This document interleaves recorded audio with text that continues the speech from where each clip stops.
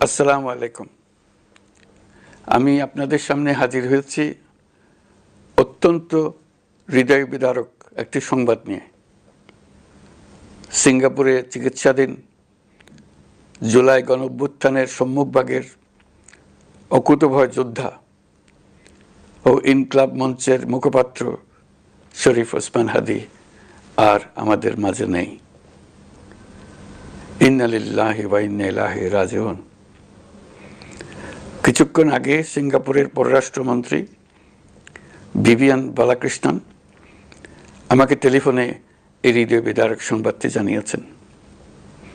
ফ্যাসিবাদ ও আধিপত্যবাদ বিরোধী সংগ্রামের এই অমর সৈনিককে মহান রাব্বুল আলামিন শহীদ হিসেবে কবুল করুন, এই দোয়া করি। আমরা সবাই মিলে এই দোয়া করি। শরীফ ওসমান হাদীর এই অকাল মৃত্যুতে আমি গভীর শোক ও দুঃখ প্রকাশ করছি। তার প্রয়াণ দেশের রাজনৈতিক ও গণতান্ত্রিক পরিসরে এক অপূরণীয় ক্ষতি। আমি তার রুহের মাগফিরাত কামনা করছি এবং শোক সন্তপ্ত স্ত্রী, পরিবারের সদস্যবৃন্দ, স্বজন ও সহকর্মীদের প্রতি গভীর সমবেদনা জানাচ্ছি।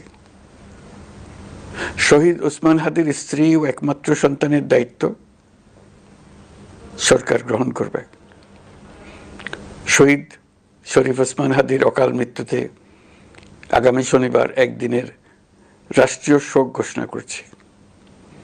এই উপলক্ষে শনিবার দেশের সব সরকারি, আধা সরকারি, স্বায়ত্তশাসিত প্রতিষ্ঠান, শিক্ষা প্রতিষ্ঠান সহ সরকারি বেসরকারি ভবন এবং বিদেশে বাংলাদেশ মিশনগুলোতে জাতীয় পতাকা অর্ধনমিত থাকবে। একই সাথে আগামীকাল শুক্রবার বাদ জুমা দেশের প্রতিটি মসজিদে শহীদ ওসমান হাদীর রুহের মাগফিরাত কামনায় বিশেষ দোয়া ও মোনাজাতের আয়োজন করা হবে। আপনারা তাতে শরীক হন। অন্যান্য ধর্মের উপাসনালয়গুলোতেও আয়োজন হবে বিশেষ প্রার্থনার। আমি বিশেষ কৃতজ্ঞতা জানাই সিঙ্গাপুর সরকারের প্রতি। যারা হাদীর চিকিৎসা অত্যন্ত আন্তরিকতা ও পেশাদারিত্ব দেখিয়েছেন। বিশেষ করে সিঙ্গাপুরের পররাষ্ট্রমন্ত্রী ভিভিয়ান বালাকৃষ্ণন, যিনি একই সঙ্গে একজন বিশিষ্ট চিকিৎসক, তার প্রতিও। তিনি নিজে হাদীর পরিচর্যা করেছেন, আমাকে নিয়মিত চিকিৎসা সম্পর্কে খোঁজখবর দিয়েছেন। এই নৃশংস হত্যাকাণ্ডের সঙ্গে জড়িত সকল অপরাধীকে দ্রুত আইনের আওতায় আনা হবে এবং তাদের বিরুদ্ধে সর্বোচ্চ শাস্তি নিশ্চিত করা হবে। এই বিষয়ে কোনো ধরনের শৈথিল্য দেখানো হবে না। বিপ্লবী রক্তে উজ্জীবিত এই তরুণ নেতা ওসমান হাদী ছিলেন প্রতিবাদের অনন্য প্রতীক। তার কর্মের মধ্য দিয়ে তিনি শুধু প্রতিবাদ নয়, দেশপ্রেম, ধৈর্য ও দৃঢ়তার অনন্য দৃষ্টান্ত রেখে গেছেন।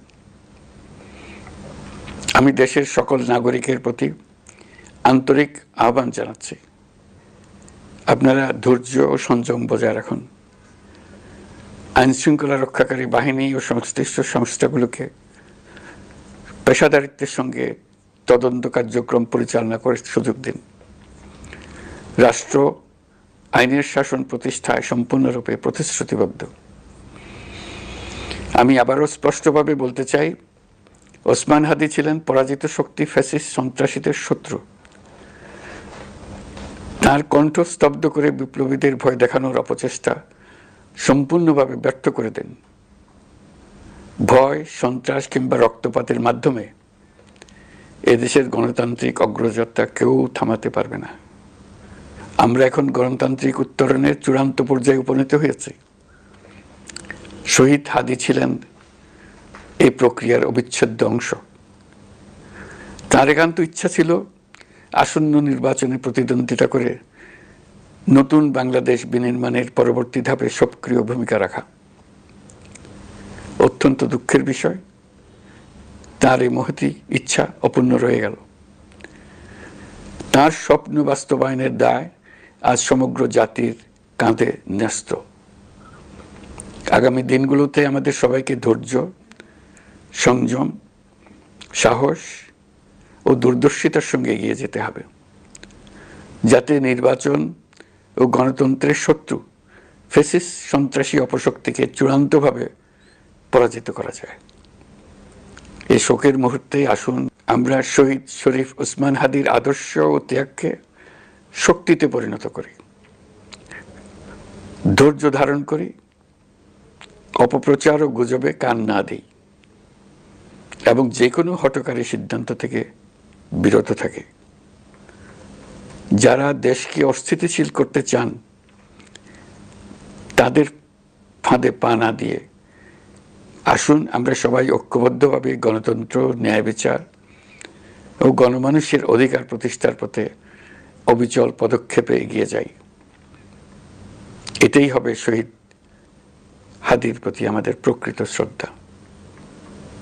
আল্লাহ হাফেজ।